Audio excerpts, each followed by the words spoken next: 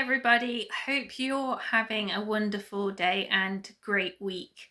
We're on Friday. Woohoo! And yeah, I got to share this with you because it just made me chuckle. So when you're not doing as you're told, and you get life just nudging you along, going, here's a nudge, here's a nudge, here's a nudge. And I was just like, da da da da da, can't hear you, can't hear you.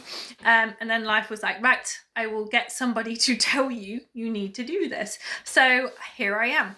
And note to self, I should just listen to the nudges, but I'm sure I'll go through this lesson a few more times before I get into the rhythm of it. So today, my God nudge was talking to you about the valley. So obviously the world and the internet is full of positive thinking, positive affirmations, planning your best life, being optimistic, stuff I just love. And I do love it. I do love it. However, we also need to take the time and opportunity to discuss the valley. So you have probably all heard about the story about the being in the valley of death and things like that. And I think it's really interesting when you sit back and look at what that actually means, being in that valley. So I love walking, I love going hiking. So like when I sat back and was just like, how can I share with you today something that will help you find acceptance with the point you're at and a realization that it's okay, but also that understanding, like a lot of people who come and spend time with us here, they are in the valley. That's where I meet them at. And what that means is that person is got so much fear from all the different experiences they've all got stacked up.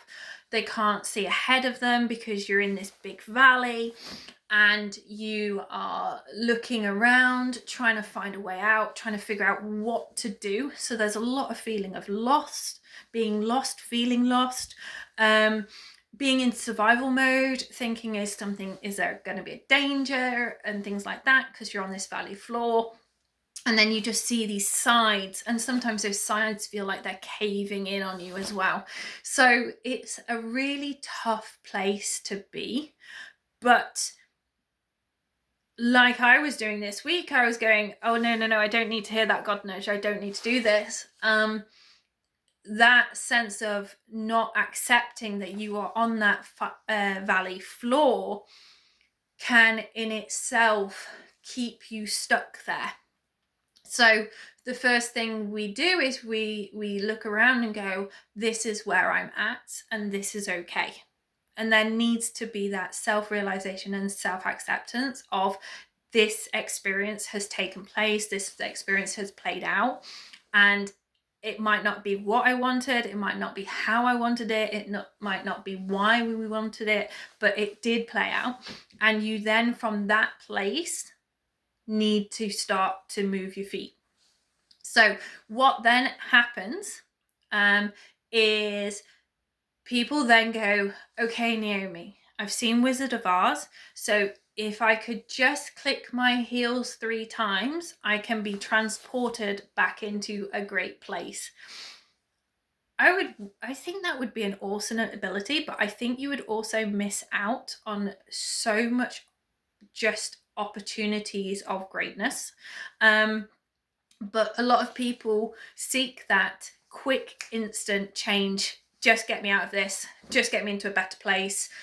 However, human beings, we're quite simple at times and we really don't like sudden change. It scares us. It makes us shut down. We like predictability. We like consistency. And if that sudden change occurs, then it actually contracts you rather than expands you. So that's not possible in regards to long-term benefit. It can give you a short-term relief, but the pain or whatever will return. So what do you do instead? Well, the story then continues. Like, you first of all have to figure out that you've got to find a path. So you've got to start looking up and around, and you're going to find those paths weaving up the valley sides. Now, it might just be one single path, really clear, defined footpath that you go like, okay, people have done this path before, it's been well trodden, it reaches this result, I'll follow that path. Sometimes there'll be no path at all, and you've got to carve your own path. Other times there will be multiple paths that land you on different parts of the mountaintop. So in the place where you are feeling the most vulnerable, you then have to make a big decision, which in itself is a tall order. You have to then take control and go, okay, I got to put my big girl pants on and I'm going to make this choice. And it's okay that it is my first attempt at this choice, because you might find a path and then you look up and you go, okay, it will land me on this part and I'll get to this place and that's where I want to be. And then as you start climbing it, you reach one of those false ridges where you kind of think you're at the top, and then you get to the top and you realize you're not even close and you've got another climb to go. Or you might get halfway up and you realize the path then suddenly goes off in a completely different direction that you don't want to do. So you have to come back down to then retry a different path. And then you start climbing. So not only have you been in survival mode, you've been tired, you're scared, you don't know if you're doubting yourself.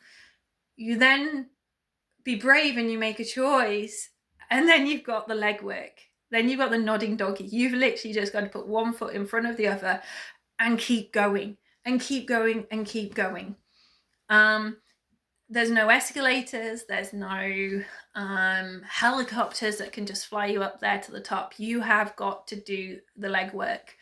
And as you're going up there, you may slip. There might be a bit of a mudslide. So you've just gained 100 yards and then you slide back down again. If you're like me, you'll probably stub your toe a couple of times or trip over a rock or bang your head on a branch. So you're going to get bumps and bruises as well, which you'll be like, I'm trying my hardest. I'm walking as fast as I can. I'm putting as much energy and motivation as I can. And it feels like it's just bouncing you back and back and back. And then you're like 3/4 of the way up and you're just like, okay, I'm at the valley floor, but I am so tired. And then all you've got left to do is you can't go back down, or you've got to just put the effort in to go that last little bit up. So that's when you really dig into your reserves to continue. Before then you reach the mountaintop. Before then you reach the goal.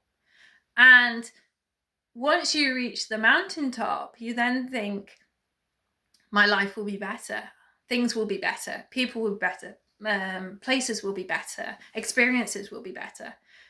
And you realize you just see a different perspective. You just see things from a different angle. Nothing has changed. You've learned more about yourself, but you are whole. You were whole at the bottom of the valley and you're whole at the top of the mountain. And